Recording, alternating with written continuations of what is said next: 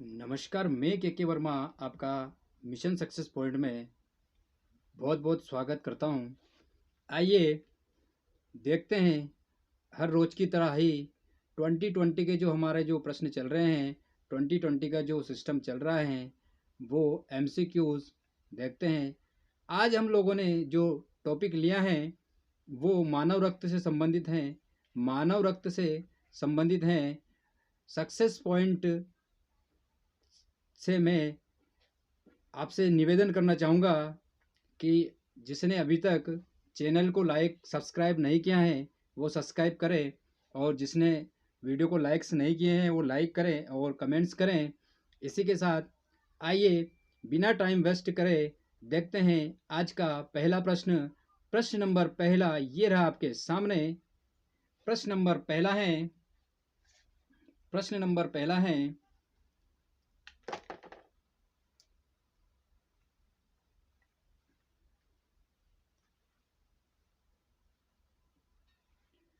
प्रश्न नंबर पहला है हीमोग्लोबिन है। हीमोग्लोबिन है तो हीमोग्लोबिन क्या है? आइए ऑप्शन नंबर ए पौधे के पत्ते में पदार्थ का रंग। ऑप्शन नंबर बी रक्त के पदार्थ का रंग। ऑप्शन नंबर सी दूध में उपलब्ध यौगिक। और ऑप्शन नंबर डी यौगिक जो मस्तिष्क को संकेत संचार करता है। तो हीमोग्लोबिन जो है, एचबी जो है, वो क्या है? रक्त के पदार्थ का रंग है जो कि लाल होता है। ऑप्शन नंबर बी आपका राइट आंसर होने वाला है। Option number B haemoglobin. Haemoglobin जो है वो एचबी जो है वो रक्त के पदार्थ का रंग है। इसीलिए प्रश्न एक तरीके से और बनता है कि रक्त का रंग लाल किस कारण होता है? जो ब्लड जो होता है, रक्त का रंग लाल होता है, किस कारण होता है? तो आपको बताना है हीमोग्लोबिन के कारण, एचबी के कारण रक्त का रंग लाल होता है। इसी के साथ आइए देखते हैं प्रश्न नंबर दूसरा। प्रश्न नंबर दूसरा है किस शारीरिक प्रक्रम में थ्रोम्बिन का संबंध है? तो किसमें है? आइए देखते हैं। ऑप्शन नंबर ए उत्सर्जन। ऑप्शन नंबर बी प्रजनन। ऑप्शन नंबर सी रक्त जमाव। और ऑप्शन नंबर डी वृद्धि। तो किस शारीरिक प्रक्रम में थ्रोम्बिन का संबंध है? तो आपको पता होगा कि रक्त का जो जमाव होता है, ये थ्रोम्बिन के कारण होता है। थ्रोम्बिन के पहले प्रोथ्रोम्बिन बनता है। ये रक्त के जमाव की एक पूरी प्रोसेस है कि रक्त का थक्का कैसे बनता है। इसमें फाइब्रोजन भी होता है। तो रक्त का जमाव का जो थ्रोम्बिन का जो संबंध है वो रक्त जमाव से है, न कि वृद्धि, न कि प्रजनन और न कि उत्सर्जन। तो रक्त का जमाव जो होता है थ्रोम्बिन के कारण होता है। ऑप्शन नंबर सी आपका राइट आंसर होने वाला है। Option number C is the right answer. इसी के साथ अगला प्रश्न है प्रश्न नंबर तीसरा। प्रश्न नंबर तीसरा है रुधिर का शुद्धिकरण होता है। रुधिर का शुद्धिकरण होता है तो रुधिर का शुद्धिकरण कहाँ होता है? रुधिर का शुद्धिकरण कहाँ होता है? ऑप्शन नंबर ए गुर्दे में। ऑप्शन नंबर बी फेफड़े में। ऑप्शन नंबर सी हड्डियों में। तो आपका जो आंसर होने वाला है कि रक्त का जो शुद्धिकरण होता है वो कहाँ होता है? रक्त का जो शुद्धिकरण होता है वो कहाँ होता है? रक्त का जो शुद्धिकरण होता है वो कहाँ होता है? ऑप्शन नंबर ए हृदय में। ऑप्शन नंबर बी गुर्दे में। ऑप्शन नंबर सी फेफड़े में। और ऑप्शन नंबर डी हड्डियों में। तो आपको पता है कि हड्डियों में तो होगा नहीं। ऑप्शन नंबर डी आपका गलत होने वाला है। हृदय होगा नहीं, हृदय पंप करने का कार्य करता है। ऑप्शन नंबर बी और सी में से लग रहा है। तो आपको पता होगा फेफड़े जो होते हैं, इसमें फेफड़ों में फेफड़े खराब हो जाते हैं तो फेफड़ों में जो होता है वो रक्त का शुद्धिकरण होता है। ऑप्शन नंबर सी आपका राइट आंसर होने वाला है। इसी के साथ प्रश्न नंबर चौथा है।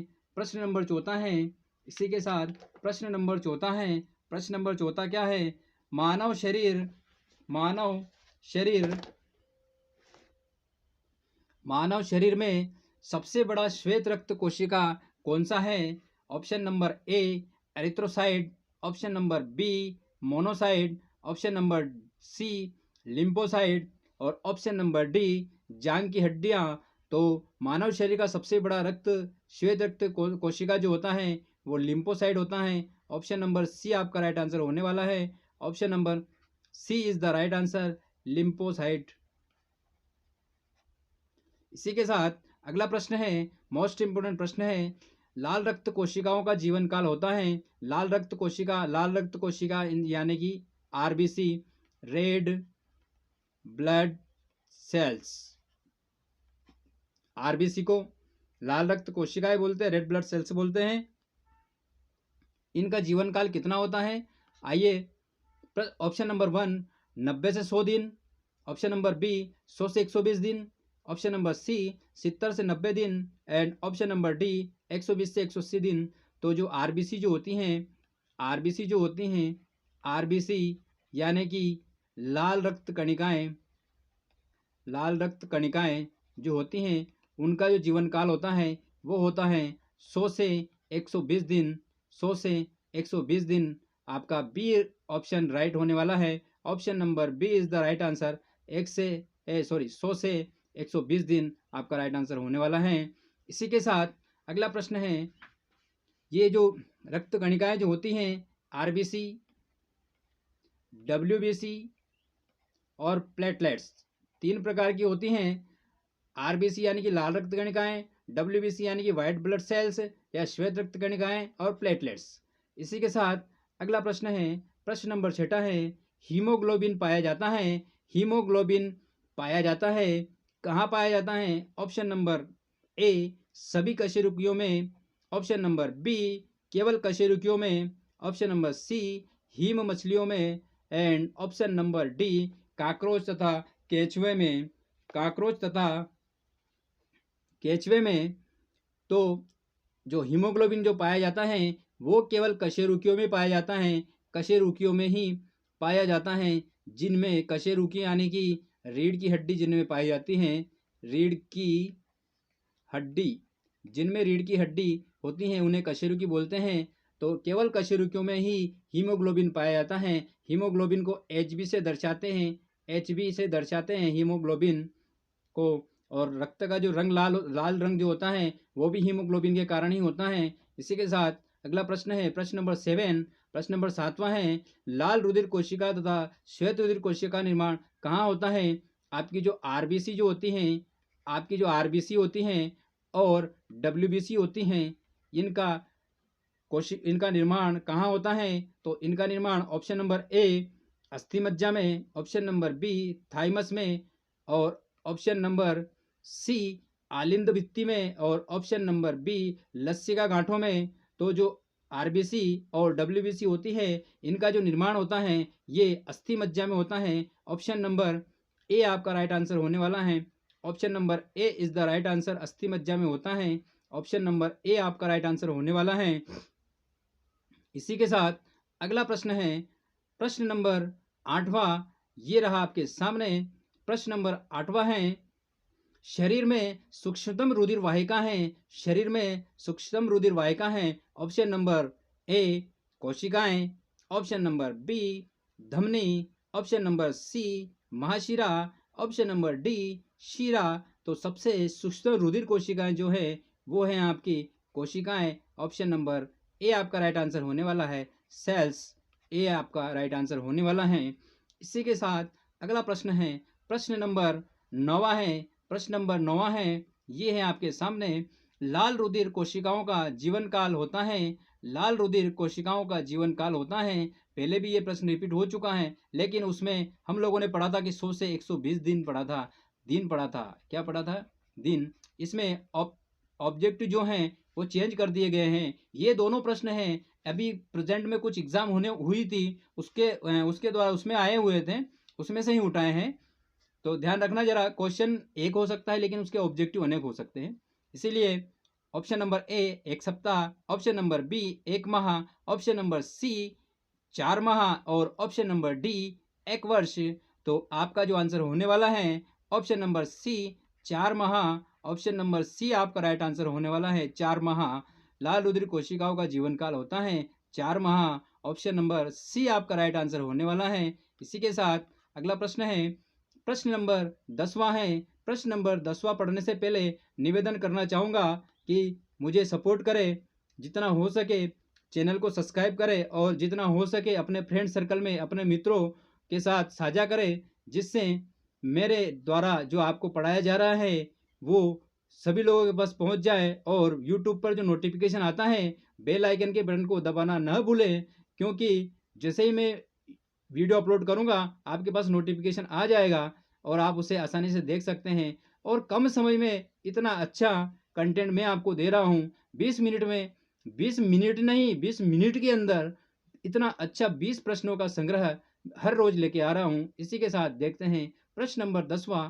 प्रश्न नंबर 10वां है, निम्न में से ग्लोबुलर प्रोटीन है, निम्न में से ग्लोबुलर प्रोटीन है तो आपका ऑप्शन है collagen, option number B myoglobin या हीमोग्लोबिन, मायोग्लोबिन या haemoglobin, option number C myosin और option number D, option number D fibrinogen, fibrinogen, fibrinogen है फाइब्रोजन। तो आपका जो ग्लोबुलर प्रोटीन होता है वो मायोग्लोबिन या हीमोग्लोबिन प्रोटीन है। ऑप्शन नंबर बी आपका राइट आंसर होने वाला है। Option number B is the right answer, option number B आपका राइट आंसर होने वाला है।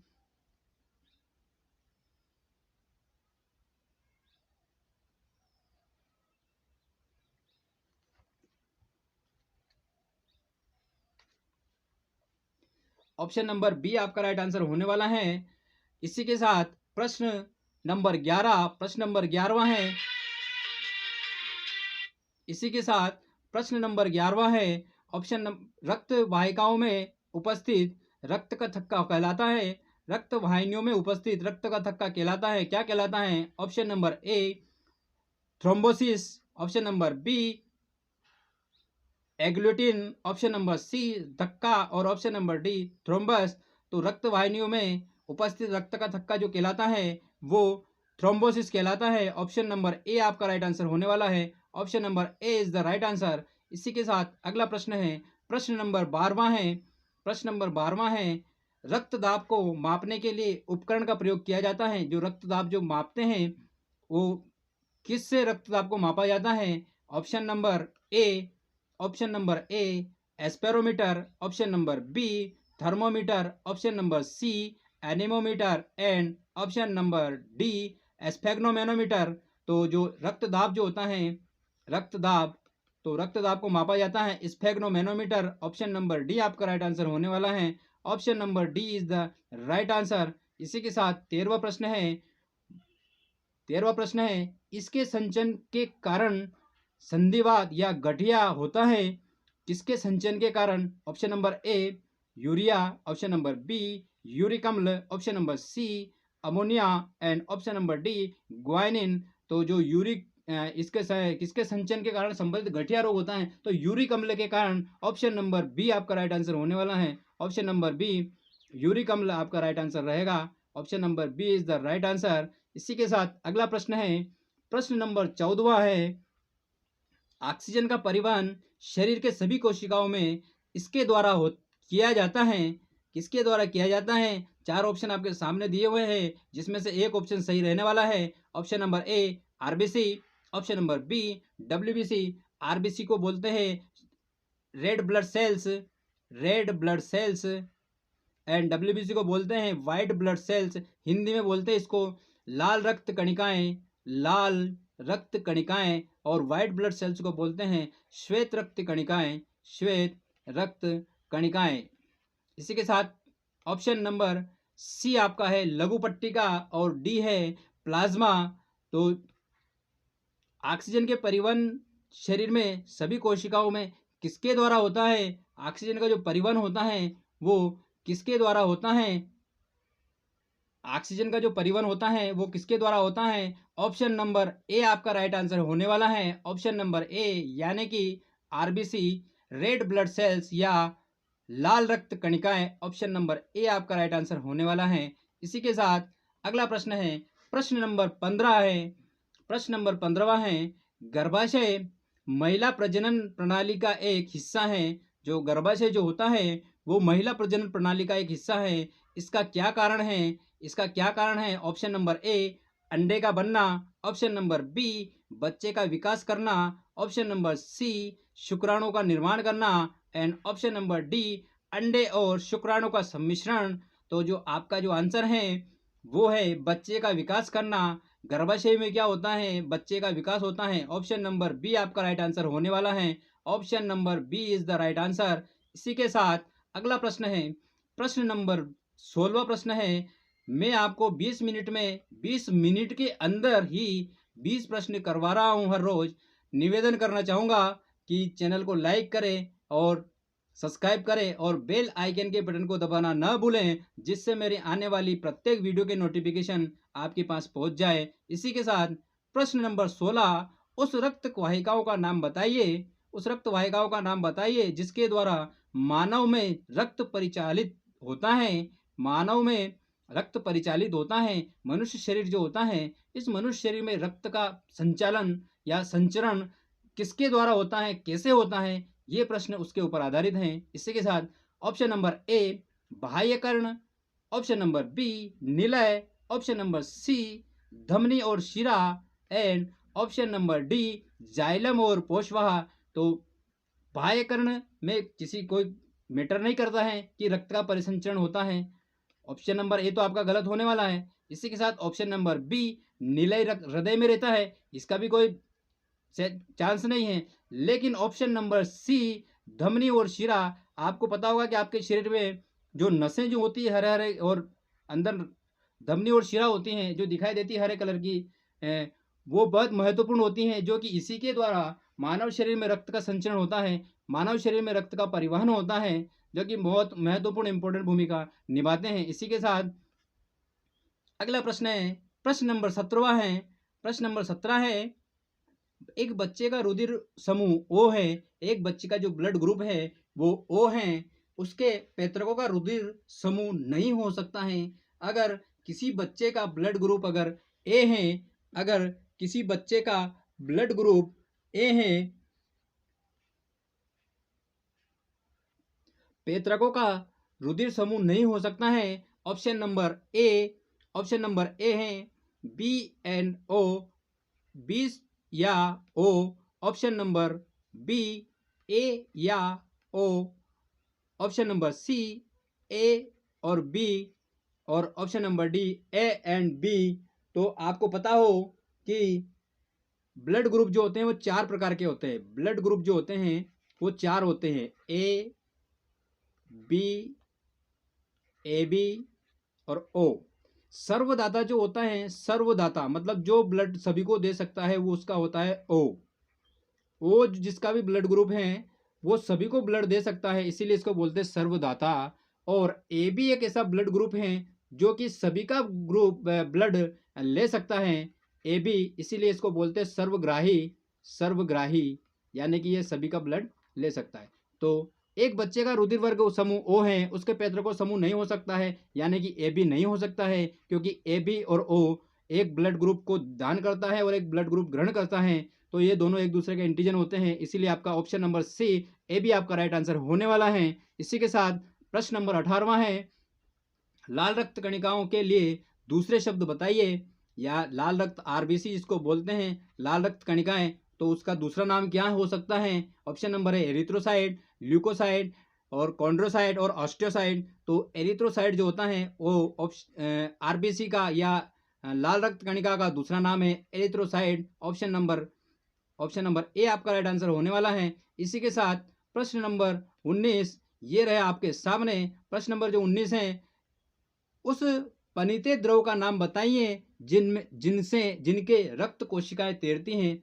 मतलब उस पनिते द्रव का नाम बताना है जिनमें रक्त कोशिकाएं क्या करती है, तैरती हैं। ऑप्शन नंबर ए रक्त, option number B serum and option number C जीव द्रव या प्लाज्मा, ऑप्शन नंबर डी लसिका। तो ऑप्शन नंबर सी जीव द्रव में, ये पनिते द्रव में जो रक्त कोशिकाएं हैं वो तैरती रहती हैं। जीव द्रव्य में रक्त कोशिकाएं तैरती रहती हैं, इसीलिए आपका ऑप्शन नंबर सी आपका राइट आंसर होने वाला है। Option number C is the right answer option number C आपका राइट आंसर होने वाला है। ऑप्शन नंबर सी आपका राइट आंसर होने वाला है। अगला प्रश्न है और लास्ट प्रश्न है प्रश्न नंबर 20। प्रश्न नंबर 20 है, निम्न में से कौन से रक्त समूह के व्यक्ति को सर्वदाता वर्गीकरण में रखा गया है। अभी इससे पहले वाला प्रश्न या पहले से उससे एक और, या 18वां प्रश्न या 17वां प्रश्न, सॉरी 18वां प्रश्न था, 18वां प्रश्न था, मैं उसी में मैंने बताया था आपको कि सर्वदाता और सर्वग्राही जो रक्त समूह होते हैं वो कौन कौन से होते हैं। सर्वदाता जो होते हैं वो ओ होता है और सर्वग्राही जो होता है वो ए बी होता है। तो आपका ही प्रश्न है कि सर्वदाता वर्गीकरण में रखा गया है, तो ओ जो है ऑप्शन नंबर ए आपका राइट आंसर होने वाला है। Option number A, blood group O वाले जो बंदे हैं वो सभी को रक्त दे सकते हैं, सभी को ब्लड डोनेट कर सकते हैं, और ब्लड ग्रुप ए बी वाले जो भी हैं वो किसी का भी ब्लड ग्रुप ग्रहण कर सकते हैं। ये रहे आपके 20 प्रश्न जो कि 20 मिनट में हो रहे हैं, 20 मिनट या 20 मिनट के अंदर पूरे हो रहे हैं, और बहुत ही सटीक और शॉर्ट लैंग्वेज में, और बहुत ही महत्वपूर्ण इंपॉर्टेंट प्रश्न हैं जो कि साइंस के हैं और आज के जो टॉपिक हैं ब्लड ग्रुप से संबंधित हैं। कैसा लगा कमेंट से जरूर करें, लाइक करें और चैनल को सब्सक्राइब करें। निवेदन करता हूं कि बेल आइकन के बटन को दबाना ना भूलें, जिससे मेरे आने वाली प्रत्येक वीडियो आपके पास आसानी से पहुंच जाए। इसी के साथ मिलते हैं अगले लेक्चर में। जय हिंद, जय भारत, वंदे मातरम, जय श्री कृष्णा, राधे राधे।